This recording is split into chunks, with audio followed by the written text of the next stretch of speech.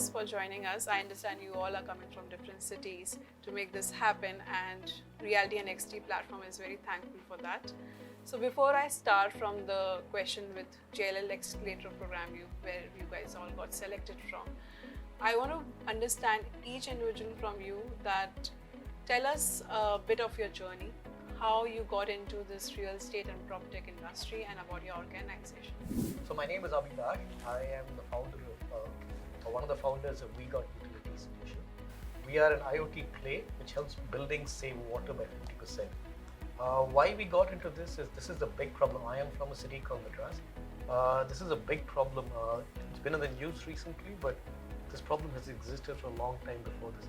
So we wanted to build a solution that will help people save water. And when I say people live in buildings, and therefore we help the buildings save water. And we've saved over 1 billion liters of water so far. Hi, this is Prabhu Ramachandran. I'm the founder and CEO of Facilio. So we started Facilio 3 years back. This is my first PropTech startup. Before starting Facilio, I was working with Zoho for around 17 years, where I headed the Internet of Things software product line, where we built software to manage different equipments, machineries, and buildings was part of it. That is how I got exposed to real estate and buildings. Then we started Facilio. Hi, my name is Abilash Storey. I'm the co-founder and CEO of Reomnify, and we use data and analytics to help real estate players make better informed decisions, focusing here in India as our first market. I first started working in the PropTech area in about 2016 with an IoT-based company called Disruptive Technologies, and could see immediately that there's huge shifts happening in real estate, and got very excited about what that could mean and the ability for people to use things like new data streams to gain competitive advantage. And so started this company with my co-founder last year, and we've been focusing very much on growing in India to start with. So also I wanted to know, when you guys got involved in your particular startup, the PropTech, what was the need gap that you found, and how did you find it, and what was the solution that you had come across? Facilio, we play in the facilities management space, wherein we come after the building gets constructed, which is when people start using the building. And so the way you look at how buildings are operated and maintained, it's very in a very siloed fashion, very little software, lot of hardware, and operated at a per building level. So this is a gap we want to address, where we want to put data first in building operations maintenance, data first and mobile first, where every workforce within facilities is mobile enabled, and we want to enable customers to make a decision based on the data that buildings are getting generated. And this is a huge gap today, and we are addressing that gap. Yeah, so I'm going to pick up where Prabhu left off. So we do the same thing, collect data, but focus specifically on water. Save Water is probably one of the largest campaigns that's running right now. We collect this information. We collect information about your usage, about your leakages. You're able to shut off this water from your mobile phone and give you this data in real time on your mobile phone. And this helps you save water. So at Reomnify, we're focusing on faster growing real estate markets where there's a lack of available data to make informed real estate decisions around, for example, location or investment. So for example, we're taking a very broad range of non-traditional data sources. That could be the location of new bars and restaurants, it could be Uber type data, credit cards, mobile phones, etc., to really plug that gap so that the larger brands, for example, who are coming into India, where you're seeing an explosion in bricks and mortar retail, have a much more informed decision-making process and can really understand what sites really work for them, as one example. So not recently I would say, but when it comes to Indian market, entrepreneurs face a lot of problems in terms of deregulation-wise with the government. Could you summarize your journey, how it's been as an entrepreneurs? So for us, we started the business last year, and I think it's been the kind of classic roller coaster type journey as a startup.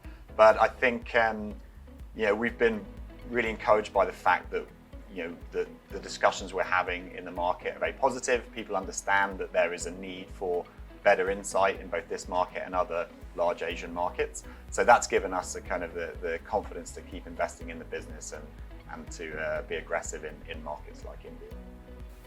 So the journey for us has been exciting from the beginning because there was never a question about the need for the solution.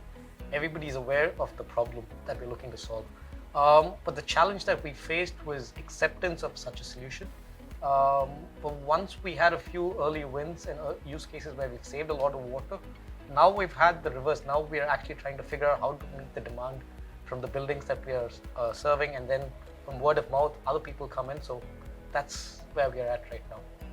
So we are 3 years into Facilio, very exciting, very fast. From day one, we had a global ambition. We currently have offices in New York, Dubai, India. We are about to open our office in Singapore. So it's been very, very positive. Now coming to the JLL Accelerator Program question, how did it feel when you all three got selected for this particular accelerator program? Yeah, I mean, it was fantastic for us. So as a young company to come over, obviously with such a huge brand like JLL, it was great. I mean, internal validation for us that we're on the right track. And it also just gave us immediately, I mean, even that evening, access to a lot of JLL executives and customers who we've since been started to work with. So from that, our perspective is very, very positive. And these milestones, particularly for a young company, really important to help keep you moving forward. Yeah, for us, it was very exciting because the footprint that JLL covers just in India is so large that if we are able to tap into a small percentage of that, we will easily hit our revenue numbers and we will scale very quickly. And these numbers are very exciting to investors as well. So we have started on this program with them, and now we have access to a lot of their customers. And we're very excited to see where this will take us in the next 6 months. If you look at PropTech in India, it's still in a very emerging phase. So everybody needs exposure. Both customers need exposure to what is being built in India, and a startup like us need exposure into customers. So I think this is a very good platform where, with the scale that JLL is having, they're able to bring both the tech startups and customers on a single platform. It's a very good initiative, I would say. So what are the challenges you guys face in terms of your respective startups that it's still you are working on? Any particular challenge you're still facing with your startup? I think when you look at the real estate industry, which I think most people would agree is moving quite quickly in terms of adopting technology and rethinking business models, and I think it's probably the same for the other guys, a lot of it's around timing. So are you investing in the right technology that is ready to be bought and adopted at scale in the industry? So I think that's what we're constantly working on, to make sure that we're reiterating the offering and making sure that it's something that is useful and that can be taken on immediately. So I think that's something we think about. I think also there's always going to be challenges around communication between different elements in the market. You have prop tech type investors, you have startups, you have large tech companies, you have incumbent real estate players. So making sure that everyone sort of understands each other and speaking the same language, I think that's really important. And I think that's something that this program is adding, which allows a lot more dialogue between us and JLL and their customers, for example. The real estate segment as a whole, the mindset is that it's moving very slowly. There is a slowdown of such. So now people have to choose between what is most important for them to spend on. That is one challenge that we are seeing right now. But there are a few markets within India where we're seeing is like Hyderabad, for example, we're able to sell much faster than in other cities. The second challenge is a lot of the people on the other side of the table that we sell to are not very aware of what the technology is or what new technology is available. So getting them to understand the technology is another challenge, but that's slowly changing as we start securing a few large contracts and a few large brand names, then it's slowly beginning to change. So that's one of the challenges we're overcoming now. So from our side, if you look at operations and maintenance, the challenge is customers are not used to buying a lot of software, and the hardware part, they're very comfortable buying hardware. When it comes to software, they're not used to it. Plus the whole paradigm of data first, mobile first is new to customers. So we need to fight that fear of customers for adoption. The way we are trying to handle it is we work very closely with customers, more as partners than vendors, and we have made sure, even from a product angle, the barrier for adoption is very, very little, meaning customer are used to 1 year project for implementation of any project. We say that you can start with 5% of your portfolio and we can onboard it in 1 month. So that is, we are bringing down the barrier for customers to adopt the technology. So good, you all three brought customers being the focal point. So coming to that one, who are your stakeholders? For whom are you building this product for? If you could just give us, for our viewers, briefly, who are these customers whom you're aiming for? For Facilio, our primary customers are owners of large portfolio of commercial building. It could be office, it could be educational, hotel, hospital, airports. Owners, operators of large commercial building. So within that, we work with CIOs, asset VP of asset managers, facilities managers. This is our target customer. So for us, we help all buildings save water. So we break them typically as residential and non-residential, meaning the commercial. For the residential developers, we work with the head of projects, the head of engineering, and also the promoters of the company. For the non-residential, the commercial projects like the malls, the hospitals, IT buildings, most times it is, there are two types again. One is new buildings that are being constructed and one are buildings that already exist. For new buildings, again, it goes back to the developers and their head of projects.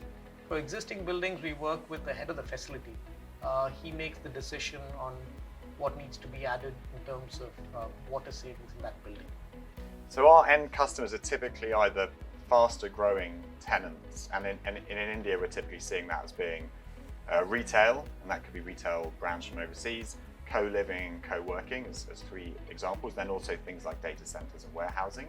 But then also developers who are trying to better understand sites and whether that's relevant and attractive for what they want to do.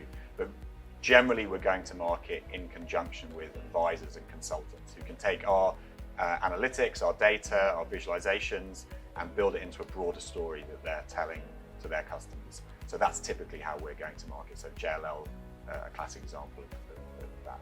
So in addition to that, I wanted to understand what's your moat for your respective startups? From Facilio, again, we are into operations and maintenance. From a product technology point of view, our moat is our ability to collect data from existing building automation systems. We have made it super easy, super fast, very cost efficient for customers to go within like a couple of weeks. We can collect all the data from these buildings so that we are able to enable data first and mobile first. From a business model point of view, our approach of even data first, mobile first itself is a strong moat for us, where customers want to move here, but they have barriers. And we are going with this solution where your customers are able to take decisions with data, and they are able to enable all stakeholders within operations maintenance mobile first. Competitive advantage, I think, is a function of time. So can somebody replicate what we are doing? Absolutely. So there's two pieces to it as well. One is the hardware piece which we built, and one is the application that we built. So on the hardware piece, we've built a device that gives you over 99% accuracy at a one-drop level. So someone to re-engineer this is going to take them at least 9 months to a year. And in that time, we'll do continuous R&D to move the product forward. And on the application piece, nobody else has the data that we have, right? How much is each building using? How much is each tap using? How much is each flush consuming? What is your requirement? What's your demand? None of this is data that people have already. So when you put both of this together, we have at least a 9 to 12 month head start for anybody else who's trying to do this. So for us also, it's a data-led approach. So we've set ourselves the goal this year of building the largest location data lake in India. So that gives us access to a huge range of different data sources, and we collect those in various different ways. And then also we're investing significantly in highly cutting-edge analytical tools. So for example, building our own machine learning driven site recommendation engine for our customers as well. So trying to make sure we're staying ahead of the game in both those areas. So you have seen the emergence of Proptech companies in India. It's been like, we have seen a great increase in that. Plus, a lot of trends have come. So is there any particular Proptech trend which excites you, apart from, of course, the solution you're already providing? I see that, so we play in the post-construction life cycle. Similarly, construction is again a very complex process. I'm very excited about what is happening with the combination of drones plus cameras. I see that as an equivalent of what a thing like crane offered to construction. It actually removed a lot of manual things. A combination of visual medium plus the drone can bring that level of sophistication into construction. So that is something I feel is very exciting. So for me, I think the adoption of robotics, I mean, I've seen a few startups where they will automatically paint your house at 1/10 the speed and almost 1/10 the cost, right? But that's one aspect of robotics. Same thing with facade cleaning. You don't need to send people down anymore. They have a tab where you can just map the entire building and these robots will start cleaning the facade.